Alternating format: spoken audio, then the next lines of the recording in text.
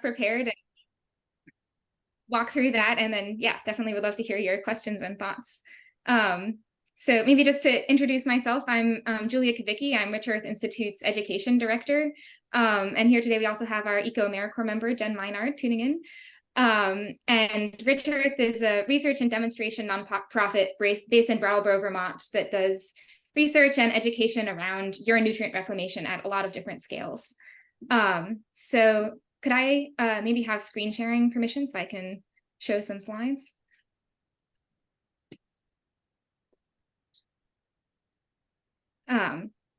But we've been around since 2012 doing our community urine recycling project and helping others kind of learn how they can get involved with this as well.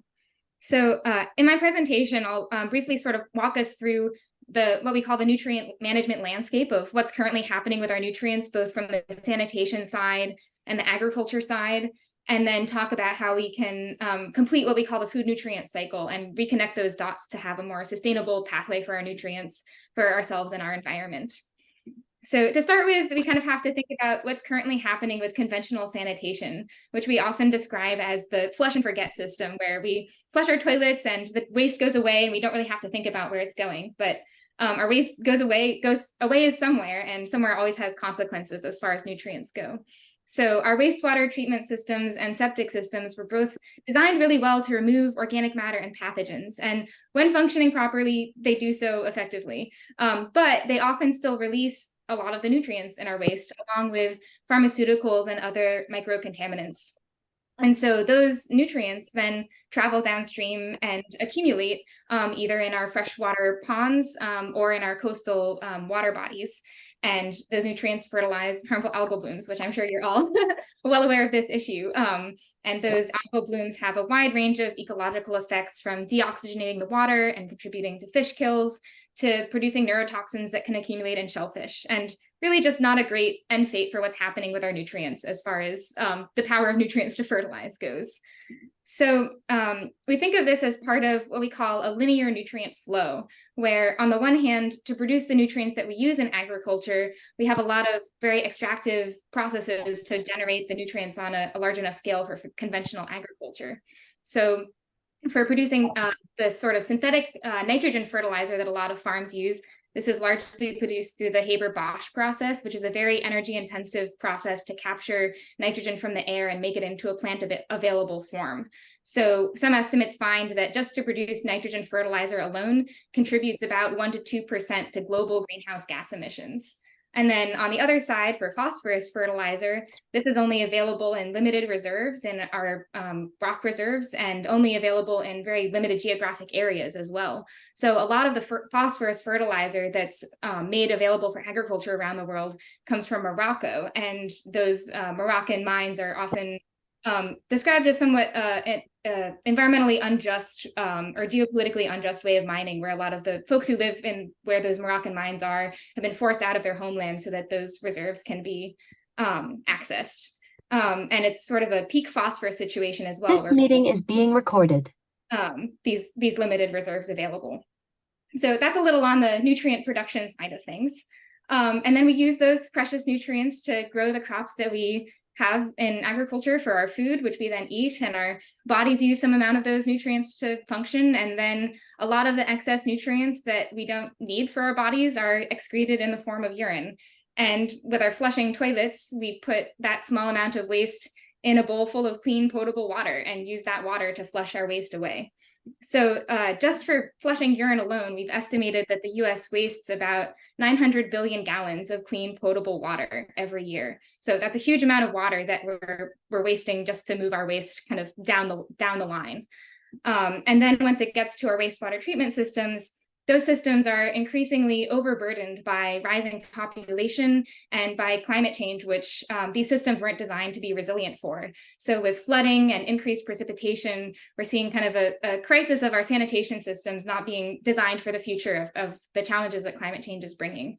So we have a lot of trouble and a lot of problems along this linear flow. And I think it's really increasingly time to find solutions that can help us find a more resilient way, both for agriculture and sanitation, to manage our nutrients.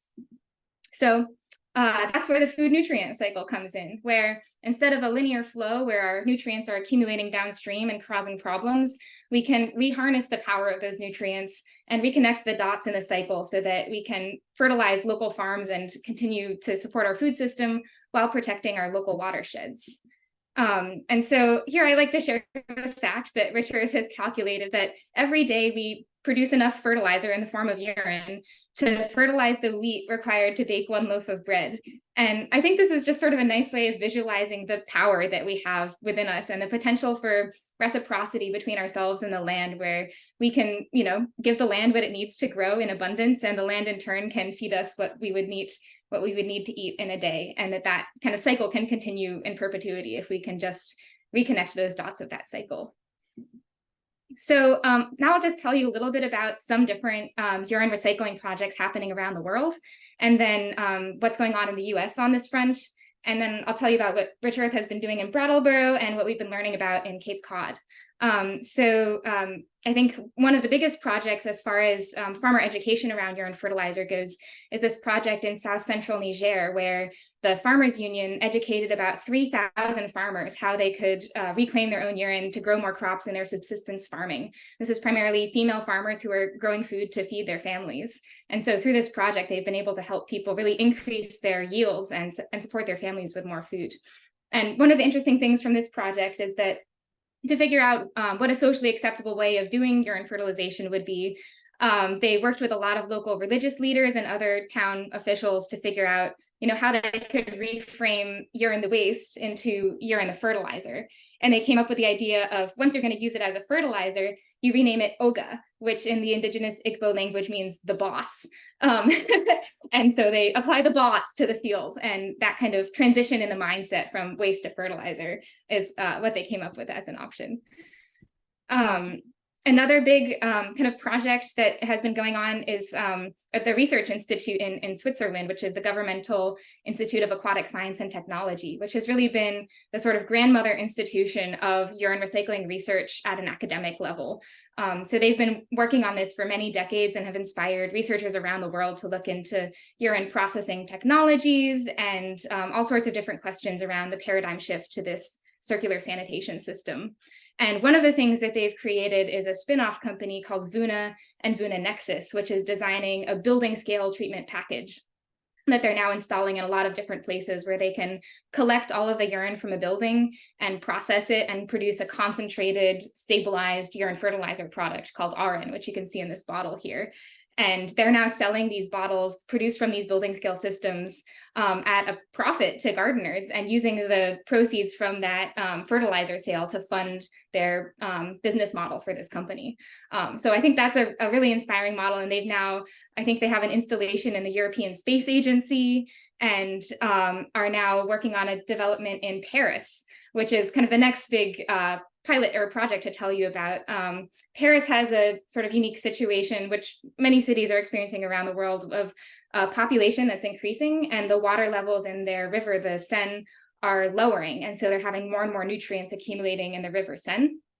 And the water agency in Paris has identified that nutrient pollution problem as such a concern, and found that urine diversion can be an affordable solution to that concern, that the water agency in Paris now offers an 80% subsidy for any new development that incorporates urine diversion.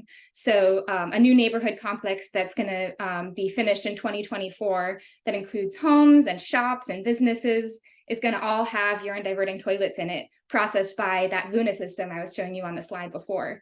So this is a really kind of exciting model for what can be possible as far as the future goes. And I think often Europe is a little bit ahead of the US on this front, but we're hopeful that we can bring some of this inspiration back to the US. And I won't get into it too much in this presentation, but Rich Earth does have a spin-off company called Brightwater Tools that's also working on a building scale treatment package for installations like Vuna. So then to shift back to the US context, nothing quite on that scale of Europe, but there are a lot of different organizations and people working on circular sanitation and reconnecting those dots across the country. And Rich Earth is unique in what we're doing on the community scale front, but there are toilet designers and portable toilet companies and regulatory pathfinders who are all trying to work at different aspects of creating this new paradigm. So now to focus on rich earth and the work that we're doing with urine recycling, I think it's useful to see what is urine and why focus on urine recycling specifically. So here we can see the makeup of wastewater visualized, and human waste in this tiny little graph here makes up a tiny sliver of the total volume of what wastewater is. So by diverting our waste, we can then protect a lot of that water from being used.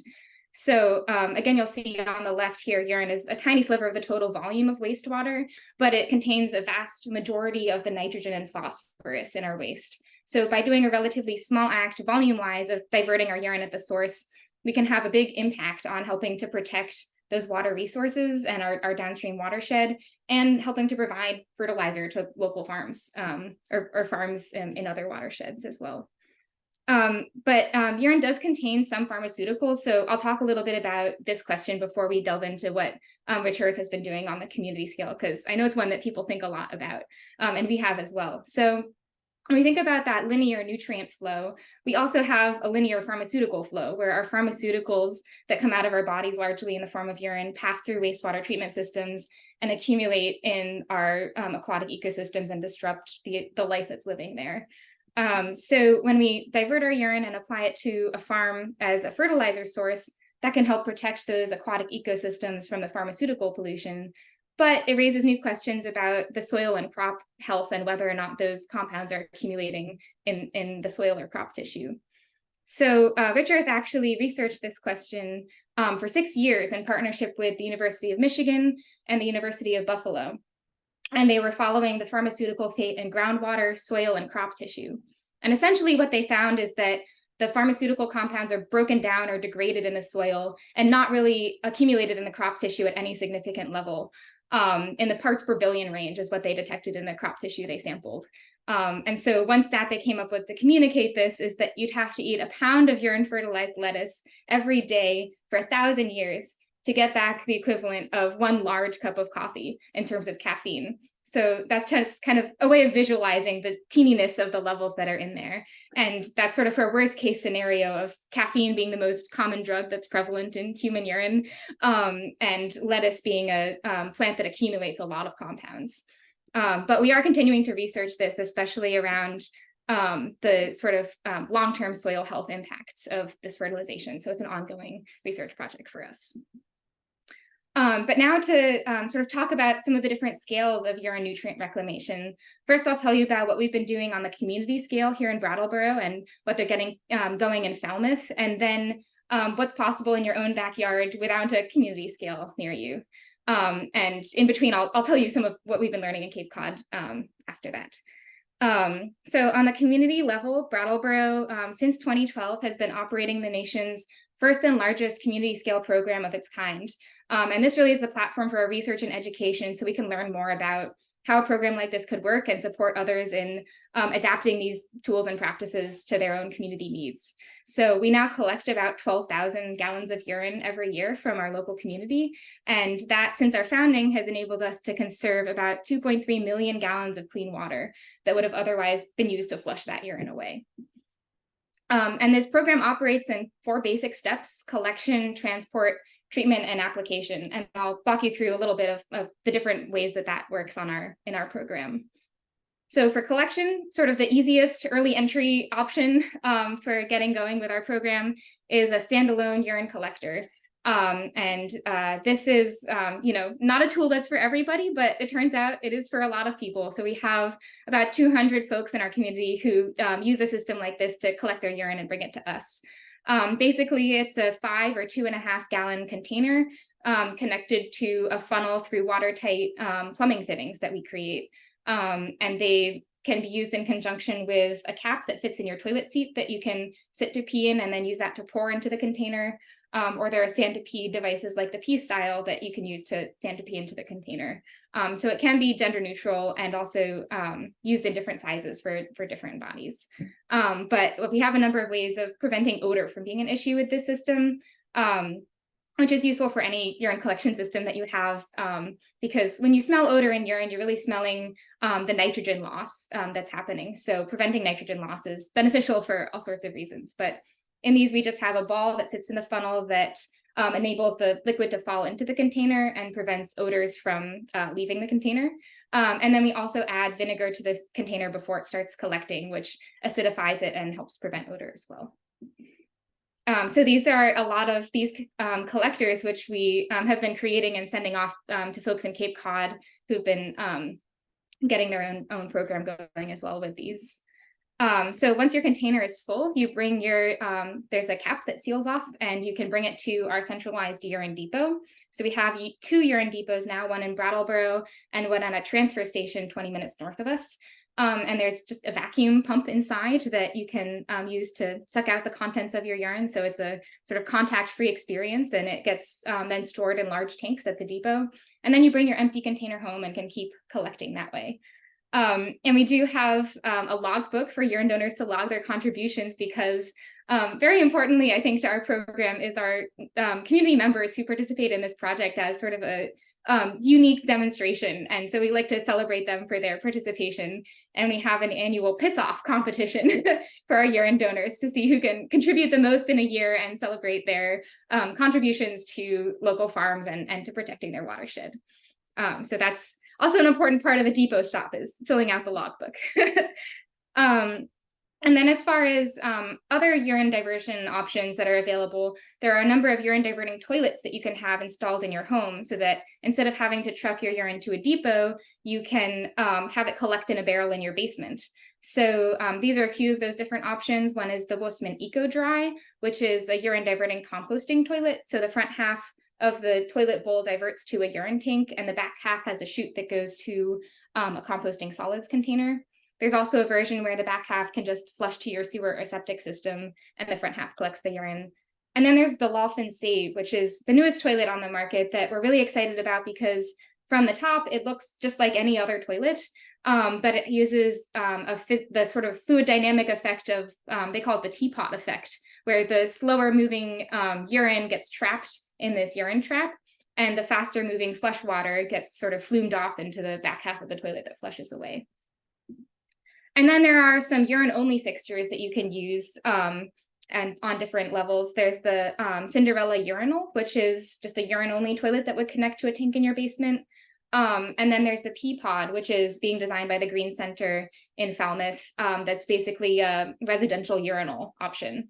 And then there's the Toilets for People Sit to Pee toilet, which is essentially like our portable urine collector that I was showing you earlier, but instead of a funnel that you pee into, there's a toilet seat that you can just sit on top of and pee into that way, which is pretty nice and has been a big hit amongst our urine donors, especially. So then once the urine is either stored in containers at the depot or stored in a basement at someone's home, we come around and pump it out with our truck. There's Arthur connecting a hose to one of the homes. There's just a fixture on the outside that connects the barrel to the truck. We have a truck that's retrofitted with a vacuum pump to pump that urine onto the truck and help us bring it back to our processing facility, which is where we treat all of the urine we collect on a community scale. So Rich Earth has, through the state of Vermont and our collaboration with the DEC regulators, found a pathway for certifying our urine as an Class A exceptional quality fertilizer product that can be applied to farmland. And this is following the EPA method for biosolid treatment, because those are sort of the standards that are available. But our regulators recognize that urine is not biosolids, and so they work with us to have a different category for the process that we're doing. But we pasteurize it using one of the technologies of our spin-off Brightwater Tools, which is a urine pasteurizer that just heats urine to 80 degrees Celsius for a minute and a half through a high energy efficiency heat exchanger. And that effectively kills any pathogens that would be in the urine. So for doing urine collection at a home scale, urine is actually pathogen-free and safe to use. But in a community scale, it's important to sanitize both for regulatory reasons and also because with those urine diverting toilets, there's some potential for fecal contamination to happen. So we pasteurize all of our urine before we bring it to local farmland. And we've partnered with many different farmers over the years. We primarily fertilize hayfields with the urine through this retrofitted applicator that we have. But in addition to hay fertilization, we've also done a number of different USDA-funded research projects, fertilizing different kinds of crops and using different kinds of application methods. One of the earliest research projects we did was looking at hay yield, comparing urine fertilizer to synthetic fertilizer, and seeing that urine fertilizer does indeed, when applied at the same nitrogen rate, have the same effect on increasing hay yield. So that was really exciting to see. And you can even see in this picture, the center strip is sort of the bright green urine fertilized strip, and the one to the right of it is a non-fertilized strip of hay. We've also fertilized sweet corn and are exploring ways of retrofitting existing farm practices and equipment to add urine fertilization as sort of an easy extra step that doesn't require a whole lot of extra time on the farmer's part. And then one system that Jen now manages at our research center is our vermiponic system, which combines, in these drawers, there are worms that are decomposing food scraps. And the worm tea from those is combined with urine fertilizer and sent into the murals to grow food. And it turns out that worm tea or worm castings and urine sort of make a match made in heaven as far as the nutrients that a hydroponic system needs to operate and function well. So that's been really exciting to trial, especially when thinking about, when we really scale this up and are trying to collect urine at an urban scale, for example. A lot of the urine held in our country is held in cities. And so thinking about how that urine can be used in urban agriculture contexts to minimize trucking and minimize having to move a lot of urine from a city to a rural landscape, I think is interesting from that lens. Okay, so now a little bit about what we've been learning on Cape Cod. So we were just at this big Falmouth Pond Coalition event where a lot of different folks in the Cape Cod area were there talking about nutrient pollution problems, both on the ponds and also in the coastline. And so I think a note on you probably already know this, but in freshwater ecosystems and in ponds, phosphorus is the nutrient of concern. And in coastal areas, it's the nitrogen that's a nutrient of concern. But urine is pretty rich in both of these, as you saw in those early slides. So diverting urine can have a benefit for preventing nutrient pollution on both levels. Let's see if we can progress here. It's a little bit stuck. Okay, so went a little too fast.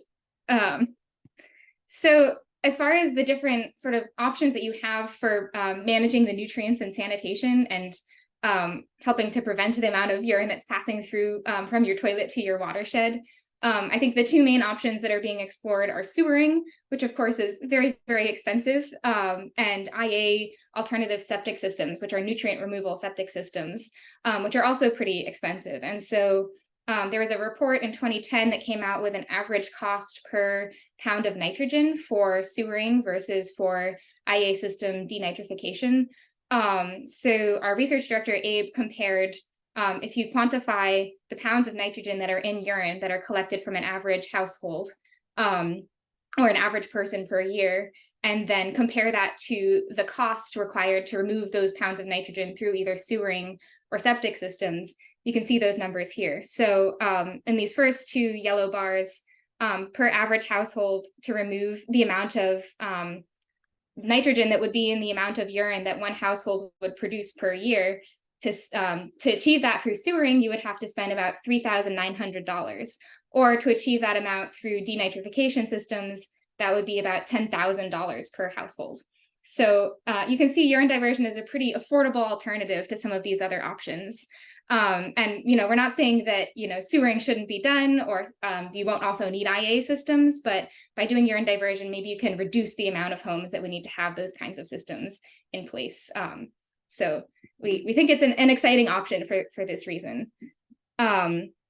And so as far as what you do with the urine that you collect on Cape Cod, there are a number of different options that can be explored. I think the most simple one would be to just bring it to a wastewater treatment plant that already has some sewer infrastructure for nitrogen management. So you could just put the urine into their infrastructure and have it remove the nutrients that way.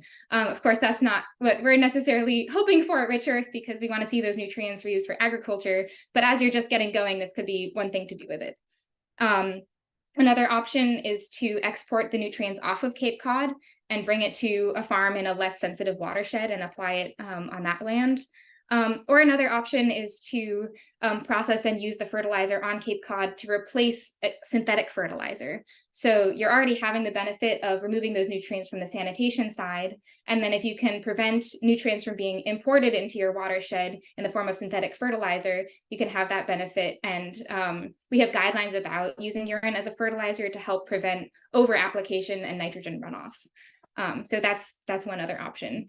And at Mass TC, which I think I have a slide about later, but they're doing a trial comparing urine fertilization and synthetic fertilizer on grass, because I think a lot of the fertilizer use in your watershed is for growing grass on lawns or in golf courses. So they're exploring if urine fertilizer could be an effective way to help prevent nutrient leaching on that side of things as well. So I think some of the reasons urine diversion can be an exciting option for managing nitrogen TMDLs is that it can be implemented really quickly. Sewering takes many decades to achieve, if even feasible. And IA systems are also pretty time consuming to achieve and require a certain amount of space to have those larger systems put in place. But you can start collecting your urine tomorrow in a container and bringing it away. And it's a pretty accessible option for that reason. Another thing that differentiates urine diversion from something like an IA system is that you can measure the amount of nitrogen you're diverting really easily, because we have the nutrient analysis of what's in urine. And so by just knowing the volume of urine you collected, you can know pretty directly how many nutrients you're preventing from entering your watershed. Whereas with IA systems, it's pretty difficult to calculate, because their effectiveness really depends on a lot of things like occupancy and performance. And it's a little more difficult to know how many nutrients they're removing. And then, as you saw earlier, it's also kind of a cheaper option when compared to sewering or IA systems. So that's a little on that. This is just sort of a similar summary of what I just said, I think. So now I'll just tell you a little bit about some of the different folks we met these past couple of days and what they've been working on. So I think one of the biggest network weavers is the Falmouth Freshwater Pond Coalition, which was founded by Kim Comart, and is bringing together a lot of different folks working on protecting their local pond health and lots of different pond organizations to see what can be done to help prevent nutrient pollution, including looking at urine diversion as one option. And so there's now a Falmouth Water Quality Committee and a Urine Diversion Subcommittee that's looking at implementation and regulatory pathfinding for that. Then there's also the Green Center, which is sort of at the former New Alchemy Institute site. Largely Hilda and Earl are the Green Center, and they've been doing a lot of education about urine diversion options. They lead tours of some different urine diversion toilets that they have in their homes, and they've been the distributor of the urine collectors that we make at Rich Earth, those little containers and funnels that you saw earlier. They've been distributing those to a lot of residents in their area. So Falmouth now has a urine diversion provisional project underway. That was a 2-month project for residents to collect their urine and have that urine analyzed for nutrients and just see what can be possible for urine diversion for nutrient management in Falmouth particularly. So I think an interesting thing to note about that project is the Mass DEP. They were considering how to permit that project as a demonstration initiative. And they decided to skip the pilot stage and accelerate it straight to the provisional stage, which I think is really exciting because it shows that after seeing the evidence that's available for urine diversion as an option, they said, well, it actually, doesn't need to be in the pilot stage because we know that these technologies are there and people have already tried it on that level. So they moved it along to the next stage. So that was exciting to see. So then at Mass TC, they've been really involved in that pilot project. They've been doing a lot of the monitoring of the urine people are collecting. Folks have those portable urine collectors and then barrels at their homes where they've been collecting the urine in barrels. So Mass TC has been testing that urine and making sure that it does indeed have the nitrogen content in it that we know urine has. And they'll be then eventually, I think, collecting and pasteurizing the urine. We actually, on our way down on Tuesday, dropped off one of our Brightwater Tools pasteurizers to Mass TC. So they now have one of those that they can use once they start collecting urine. But I think it's fair to say there are a lot of balls in motion and a lot in play. And we don't exactly know how this project is going to grow in the future, or where that urine is going to go, or who's going to be processing it. So I think definitely it's a very active thing. And then one other kind of group to mention is Nutrient Networks, which has been doing composting toilet consultations and installations for many years, and is really sort of an expert on the Massachusetts regulatory landscape for figuring out how to permit urine diversion projects. So they've been working with a lot of different folks at Mass DEP to figure out where, the different aspects of a program are regulated, because regulation really is sort of one of the biggest barriers to urine diversion implementation, because our codes and permits were set up for that linear system where you have agriculture way over here and sanitation way over here. And when you're trying to do a project that's connecting all of those dots, it becomes very confusing as far as where the round peg of urine diversion is supposed to fit into the square hole of the regulations we have. But I think there's a lot of progress being made on that front, and we're very hopeful that some path can be found for making sure that all the steps of a community program can be permitted in Massachusetts. So one other thing on Cape Cod, Rich Earth is organizing an annual summit that's our global summit for urine reclamation, where we have folks from all over the world coming and presenting about their research results and projects that they're working on. And as part of this, so it's a hybrid summit this year, so we'll have in-person and virtual components. And as part of this, we're having an in-person workshop for Cape Cod and folks in your watershed to talk about urine nutrient prevention strategies, or pollution prevention strategies, and urine diversion options. And this is going to be facilitated by Talitha Abramson in a World Cafe style. And Talitha has also had a lot of experience with ADUs. I'm not sure if you've probably met her already, but she's really interested in urine diversion from the ADU perspective also. So on that, I can maybe if we pause here, we can discuss that. And then if we have time afterward, there's sort of a whole other scale of things about how you can reclaim your urine in your own home garden sort of right away. But maybe just for time's sake, we can pause here and come back to that if we have time. How does that sound to folks? Yeah, I guess that's good. Does anybody have any questions at this point? Julia, thanks. That was a lot of information. That was great. Absolutely wonderful. It's so good to hear that Mass DEP is kind of on the page. Yeah. Yeah, it's a great presentation. Thanks. Oh, I see Bill Vino's hand. Yeah, I was wondering, did you mention, is there any a number of participants in the Cape project yet, or is that still too fledgling for that? Yeah, so there's sort of a few different things going on. One is the very concise Falmouth provisional project, which has 43 household participants in it. So potentially even more than that if there are more people in a household contributing urine, but 43 households. And then there are a lot of other folks in the ponds who are collecting their urine to prevent pollution in their specific ponds, but we don't have a number on how many of those people are starting to collect already. Yeah. Laura. Thanks. I logged on late, but I am so excited about this. I've had interaction with Rich Earth and with Nutrient Networks in the past through my own composting toilet system at my house. But I'm the housing planner for the Martha's Vineyard Commission. So I'm just so thrilled that Sherry arranged this. And I did want to know, I'm sorry, I missed like the first 20 minutes because I was in another meeting, but is there a way for any homes on the vineyard to participate in the pilots that are happening on the Cape? Is there an option for that, or is it siloed to the Cape right now? And would there be an option to like expand that out to the island? Yeah. So the provisional project that's being coordinated by Mass TC is really funded by Falmouth specifically. So it's a very Falmouth specific project.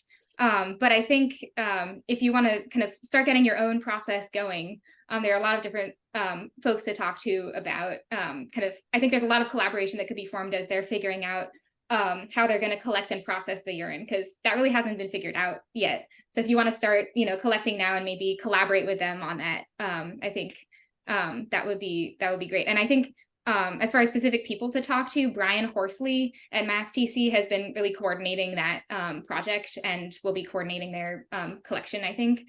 But he would be a good person to start with, I think.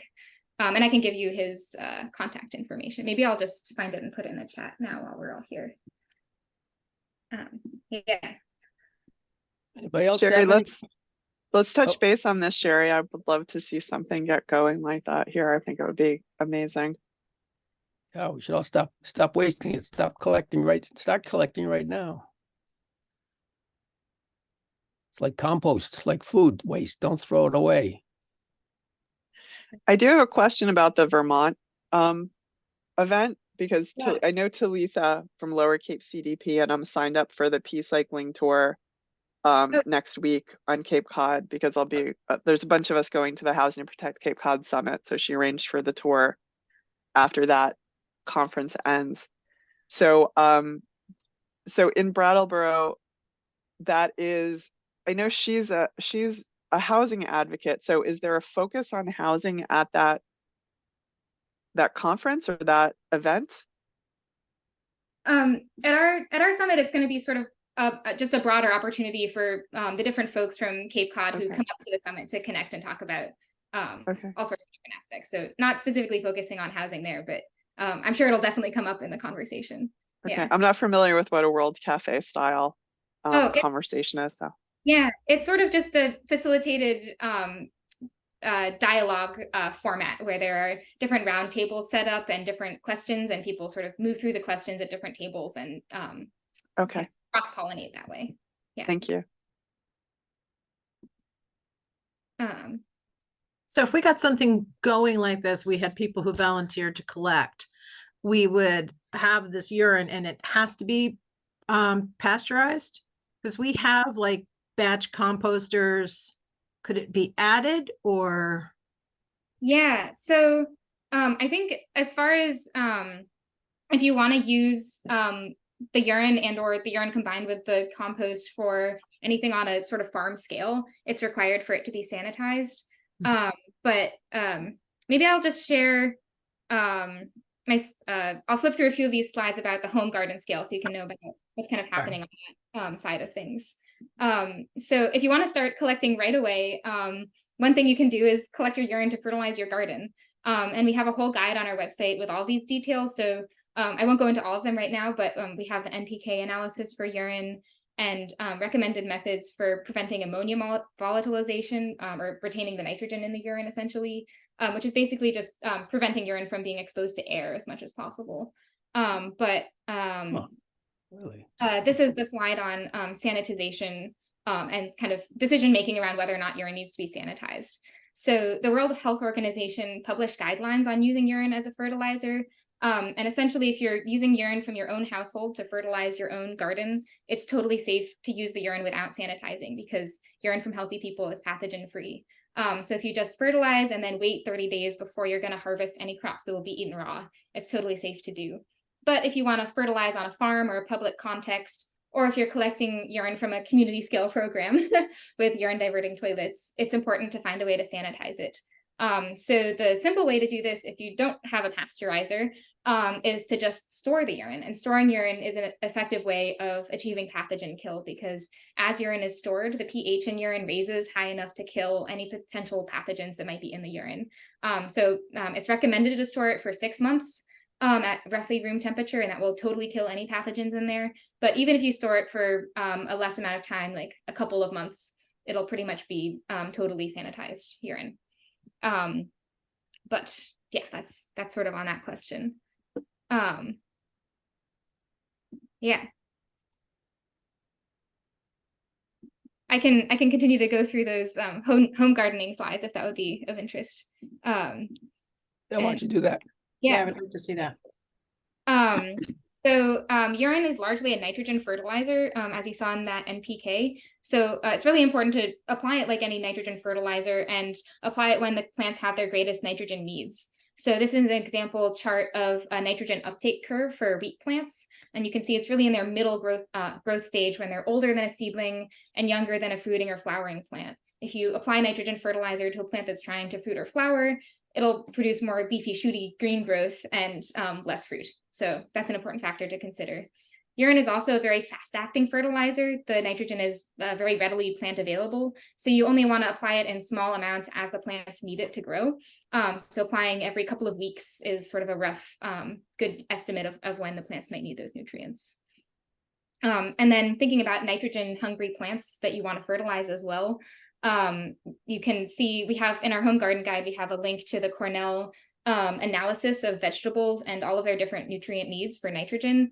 But essentially any leafy greeny vegetable or tomatoes or corn, high nitrogen needs means they would like urine fertilizer. You can also fertilize fruit or nut trees. And the way to do this is just estimate where the roots are growing below the ground by looking at the diameter of the canopy and apply the urine in that diameter around the tree.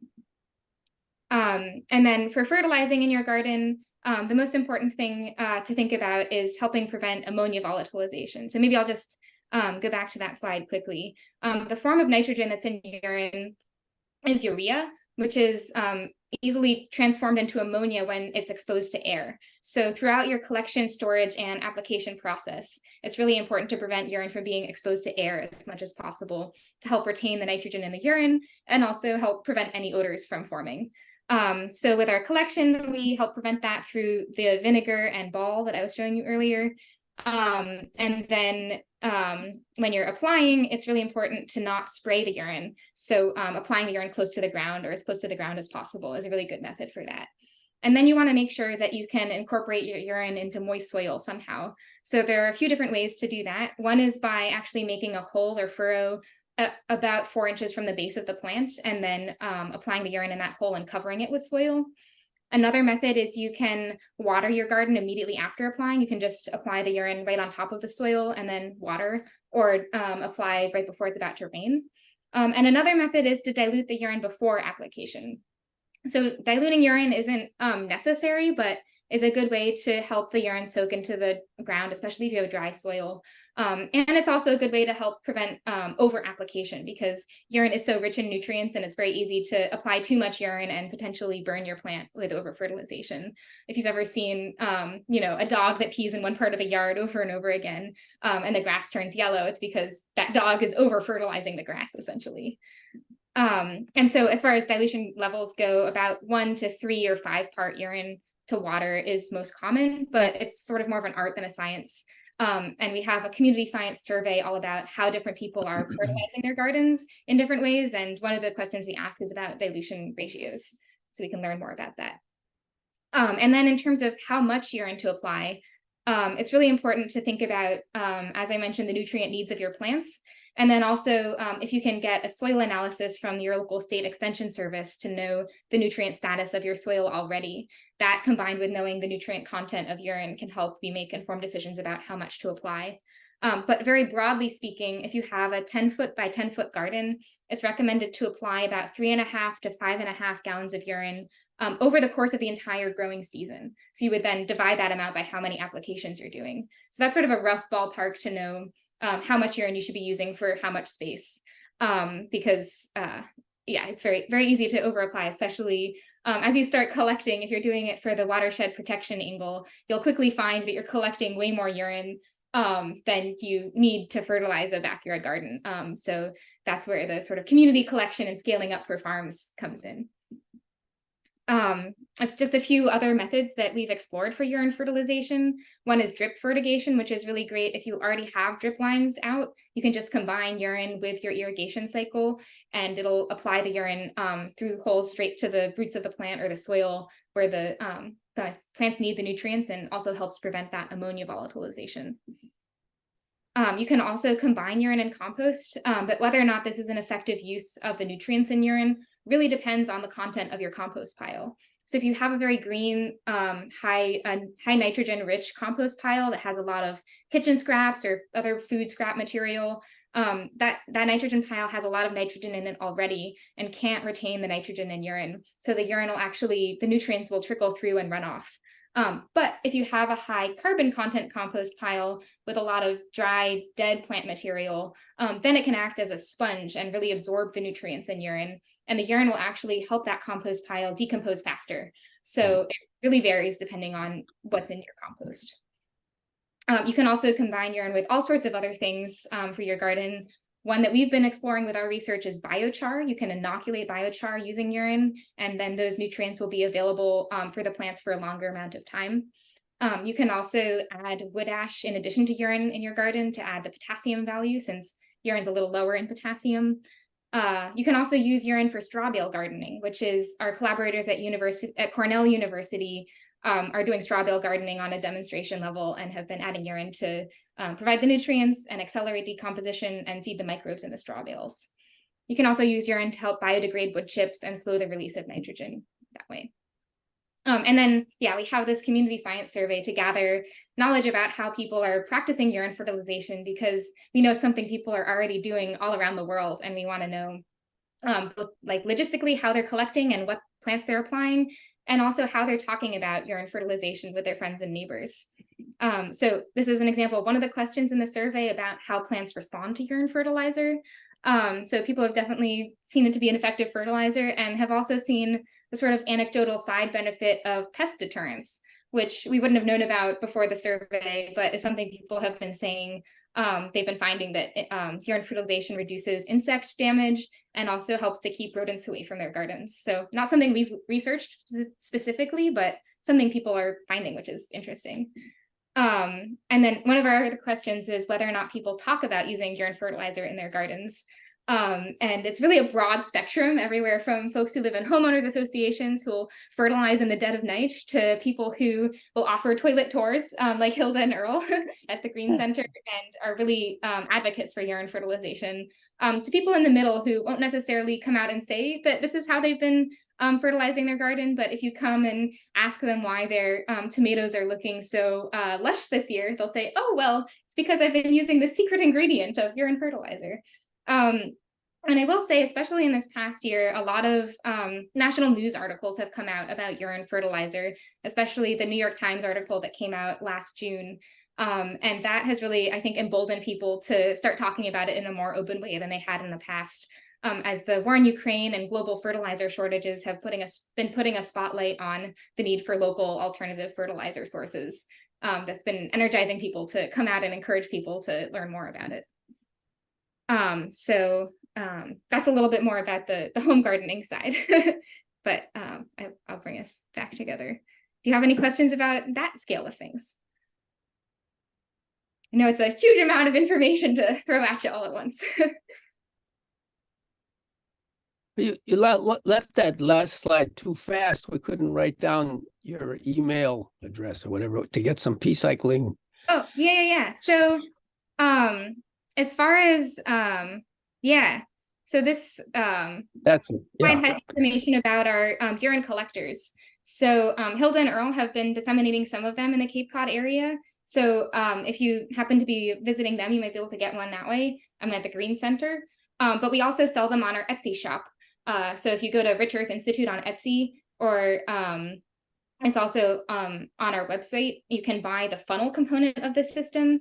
And then in the description on that Etsy page, there's a link to where to buy the accompanying containers, which are sold by Zorro. So just look us up at Rich Earth Institute on Etsy, and you should be able to find these. You can also just type in urine collector or P-cycling kit, and it's pretty much the only one on there.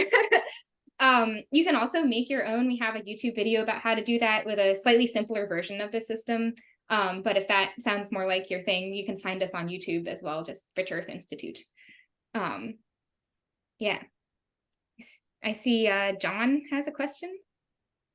Yes, thank you for this presentation, and it's extraordinarily interesting and cause for optimism, which is also welcome. I'm wondering, with respect to getting this going on the Vineyard, about whether you have, in a sense, a primer step-by-step guide to getting these things started. And one aspect of it I was thinking about would be perhaps to begin with large institutional entities that have substantial numbers of people on the island. It's often seasonal, but that way we could sort of start off with a bang, with a large quantity, and then some of these entities, of which I know, to which I'm proximate, in fact, already have excellent relationships with a lot of farms on the island. So that might facilitate and accelerate or expedite, the community level use collection and use. But do you have a sort of guide, a getting started guide for communities, for community action to make these things? Yes, we do. And I'm so glad you asked this question. Let me pull up our website because about 4 years ago now, and let me get my screen share going as well. Richard published a community guide to starting a urine diversion program. So I'll just share that here. So on our website, if you go to richearthinstitute.org, under publications, you can go to community guide, and that will take you to a page with a full document about how our program works. There are a few things that are a little out of date on the guide, but largely it will give you a picture of all the aspects of how to start a program like what we have in Brattleboro. So it'll walk you through everything from collection to transport to treatment, and then also working with farmers. One thing I'll say about the sort of large institutional collection side, I think one of the unique challenges for urine diversion is figuring out how to retrofit these toilets and plumbing into existing buildings. So that's something that I think folks on the Cape are working to figure out. We're working to figure out in Brattleboro. We have a few public installations. We have a urinal at a brewery in Brattleboro that we retrofit. But I think that's sort of something maybe, I think Connor Lally at Nutrient Networks would actually be a good person to talk to about those sorts of things. He does a lot of work on the installation side. But yeah, definitely recommend checking out our community guide for more information about jumpstarting. Yeah. And John, Connor's come down here. He's actually stayed at my house. I have a composting toilet system. So he's come down here to do installations and stuff. So if anyone's interested, I've been in communication with him like a few weeks ago. He was going to try to plan a trip to the Cape and Islands, I think in relation to the pea cycling tours. But if there's any interest in bringing him here, I would be more than happy to host him at my house. He's just a wealth of information. That'd be great. Do you think we should partner with a library and get him to give another presentation, or? I think it would be great to do a public presentation on this. I contacted Island Grown Initiative like about 1.5 years ago, pretty aggressively saying, hey, I think urine diversion could be a huge program here. I think there's an amazing opportunity. I think IGI is perfectly suited to kind of shepherd this along. Is there any interest? And it was sort of from the housing side that I was coming in from, like, hey, we've got, we have limitations on what we can do with our housing inventory because of nitrogen issues. Is this something you guys might be interested in? And I didn't get a response, but I feel like, Sherry and John and this network, if you guys contact IGI and say, we'd like to bring Connor Lally, do you guys want to co-sponsor? It could be MVC and IGI that co-sponsor a presentation at one of the libraries. I think that this is really exciting to me, and I'm delighted that Talitha on the Cape is really looking at this and how it integrates with opening up and unlocking housing opportunities. So I think it would be fantastic, and I'd be happy to connect you guys with him. I know West Tisbury Library loves hosting stuff like this, so depending on where you wanted to do it, I'm sure we could get something together. Or the Agricultural Society would might be interested in hosting as well. How is the regulatory there? How do you just do a retrofit and all of the toilets in the house become urine diverting? How do you make sure that people are actually adhering to what they say they're going to do? Especially if they're just putting it in a jar. It's like, yeah, I collect my urine, so let me get that nitrogen credit, and then they don't. That's a really good question, and one that I think is sort of actively being figured out. So I think a really important component of that question is how nitrogen removal is measured. So for IA systems, nitrogen removal is measured through the concentration of nitrogen in the effluent from the system, which isn't really a great way for measuring with urine diversion, because urine diversion is sort of a horse of a very different color, where you're collecting a certain number of gallons of urine, and you can very directly know how many pounds of nitrogen are in those gallons. So Rich Earth is working to collaborate with the folks in Cape Cod and the Mass regulators to figure out how urine diversion can be regulated differently to quantify the impact on nutrient removal. So I think right now the Mass DEP was thinking about requiring a house to have all of its toilets be urine diverting toilets, and having that be the pathway for certification. But I think Rich Earth is interested in advocating a whole suite of different tools and options people may want to have for all kinds of different setups, especially when you think about retrofitting a home with urine diverting toilets. It becomes very difficult and logistically challenging to get all of the toilets connected. But having a suite of options available and having the measurement be performance-based rather than equipment-based, or being gallons of urine based rather than effluent based for the urine diversion, I think is something we're hoping to support be figured out. I see Bill's hand again. Yes, I'm just wondering, has there been any studies on or evaluation of what the impact is to the septic systems and even the wastewater treatment plants of diverting the urine from those processes? Yeah, that's a good question. And it's something we've talked about with folks who design and install septic systems. And essentially what they've told us is that there's enough nutrients left over in the gray water and also in the toilet solids that would still be going into your septic system, that those are plenty of nutrients to keep the system functioning from that side of things. And then I think from the wastewater treatment perspective, I think it's a very long time from now when we'll have enough people doing urine diversion that would impact it on that scale, because they just have so many different toilets sending them plenty of nutrients. Yeah. But for the septic or the wastewater treatment plants, they wouldn't have to replace that liquid with more water, would they? Right. Because the urine is such a tiny sliver of the total volume of the liquids that they get, it really won't have an impact on their operation from that side. Yeah. Yeah. I'd follow up on that question. If you don't flush, some people flush with their urine. If you reduce the amount of water that you're flushing, does that mess things up? I think it's all sort of proportional to the total volume of water coming from the household. So if you also have, water from your sinks and your bathtub and all the other gray water in the house, it ends up kind of still balancing out in the system. Yeah. I have a question. Go Rich, ahead. yeah.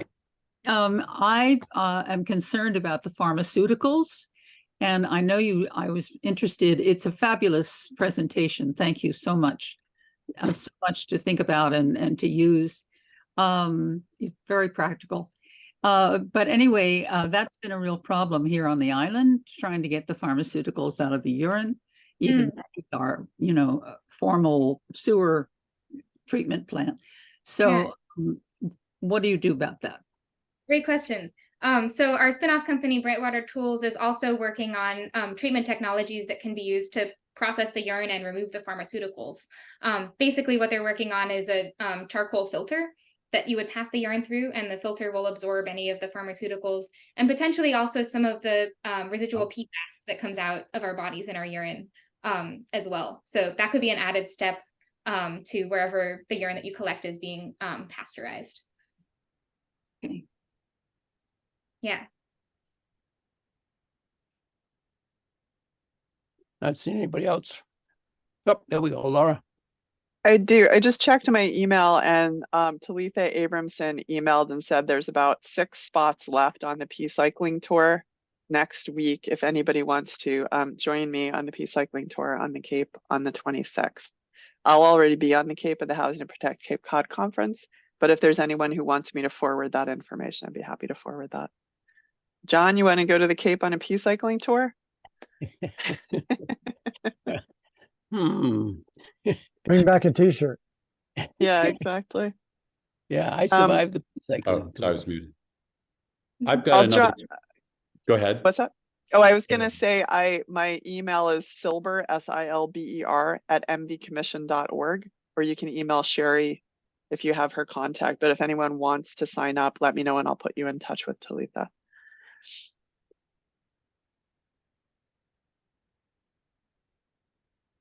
If I may ask a question without virtually raising my hand or symbolically raising my hand, I'm thinking that one aspect of this that makes it so significant and effective is what is both explicit and implicit in your presentation, which is the amount of work that's already been done and the seriousness of it, the high caliber and seriousness of your collaborators, the breadth and depth of the information that you bring to bear. And there's an enormous discrepancy, probably for many people, between the reality of what you all are doing and what you've done and what comes across in reading or hearing words like urine collection, agriculture, and so on. And that makes it sound like, unfortunately, like something that isn't significant and is rather fringe. And I'm wondering if, so that I feel like there's a steep uphill challenge or a hurdle to get people's attention with this. And so I thought, well, if there is going to be a presentation to build support for this on the island, that one way to do it would be to promulgate it and to be able, for example, a short video that encapsulates effectively what you've given us in this presentation, because that shows how serious and how real it is. And I don't know otherwise, you know, maybe I'm alone in thinking that there's some kind of obstacle to people taking this seriously, but there must be something, or we'd already be doing it. Yeah, I think it's you know, a lot of different people have different aspects of the work that we do that really makes it click for them. Yeah, I think the idea of a short video could be a good one. I think Hilda and Earl, I haven't actually watched it yet, but they just published a peace cycling intro video that included, they came up to Brattleboro and toured our operations and interviewed some of us about our work, and then compiled a video about all of that. So I could send that to you as one option. Yeah, I think also some of the like national news articles that have come out about this is another strategy from the sort of reputability side of things.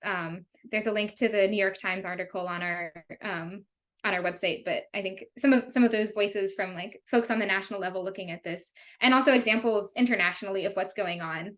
And at our summit, our keynote speaker is one of the people who's been involved in that Paris project, and some of the things that are really getting going with like the support and funding from the water utilities there. So I think looking at how some of that has been scaling up is another good option for communicating what is going on in the world on this. Yeah. I think the economics of the whole thing, it makes it make sense to people. Why we can't convince the state is beyond me. I keep cutting out. That's why all of a sudden I'm not there. Losing my signal. Anybody else?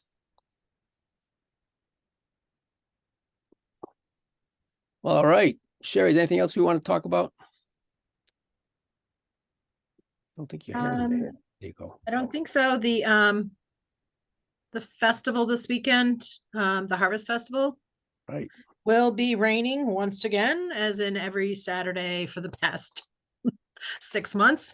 But the Harvest Festival is still going to go on Saturday. So yeah, if we're going to anybody, see the biochar thing is the thing that I think the biochar will not be doing a demonstration, but they will be to talk to people. They just can't with the rain. They had to cancel because it may not rain. The forecast has been not very accurate lately. So that is true. So yeah. Okay. Julia, thank you so much. That was so informative. Thank you so much. You know, you came through with, and I was amazed when you answered me so quickly and said, yes, she could do it. And it was great. I would love to have a more open meeting in an evening and talk about this again. Definitely. We need to be in touch with you all. Thanks so much for having me. I can't wait to come to Vermont now. The trees are greener now, you know, the leaves aren't changing color anymore. Do you have a list, Julia? Do you have a list, for example, of participating farms in Vermont or elsewhere who are involved with you? Is that on your website? Yeah, it's on our website. But if maybe if I email Sherry a link with that list, she can get that to you. Yeah. And we will send this recording out when we get it up to our YouTube site, so we can send that. If you could send me a copy of your slides also, so I could include that, that'd be wonderful. Yeah, definitely. Thank you so much. Thank you Yeah. so much. Thank you Thank you, all. Sherry. Thank you. Terrific. Bye-bye, everybody. Get out and enjoy the sunshine. Thanks for getting this to happen, Sherry.